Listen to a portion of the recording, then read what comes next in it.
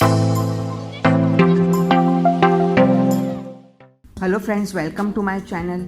आज हम आपको एक बहुत ज़बरदस्त टॉपिक दे रहे हैं जिसका शिकार तकरीबन माशरे में हर दूसरा शख्स नज़र आता है। आज का टॉपिक बदहज़मी है। बदहज़मी बहुत सी बीमारी का सबब बनती है।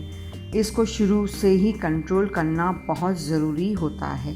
फ्रेंड्स, बदहज़मी जो है, ज़्यादा टेंशन लेने से भी हम बदहज़मी का शिकार हो सकते हैं। खाने में मिर्च मसाले का ज़्यादा इस्तेमाल, फ्रिज में रखा कुछ दिनों का बासी खाना और बेवक्त खाना भी बदहज़मी का बाइस बनता है। आम तौर पर बदहज़मी निज़ाम हज़म की कमज़ोरी, ज़्यादा खाना खाने से और कब्ज़ की वजह से भी होती है और फिर खट्टी डकारें आती हैं और अक्सर औकात मुंह का जायका भी ख़राब हो जाता है।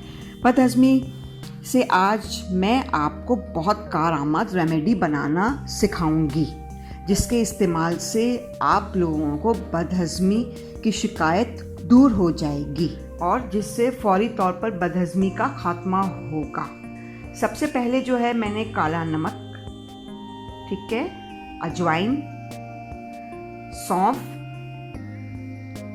ज़ीरा और इलायची ली है। अब इन सब चीज़ों को अच्छी तरीके से आप लोग पीस लें बराबर मिक़दार में। और इसका इस्तेमाल का तरीका ये है कि नाश्ते के फ़ौरन बाद 1 चम्मच जो है आप लोग पानी के साथ खा लें, तो इससे बदहज़मी दूर रहेगी। तो फ्रेंड्स, इजाज़त चाहती हूँ। अपना बहुत ख्याल कीजिएगा। बहुत बहुत शुक्रिया।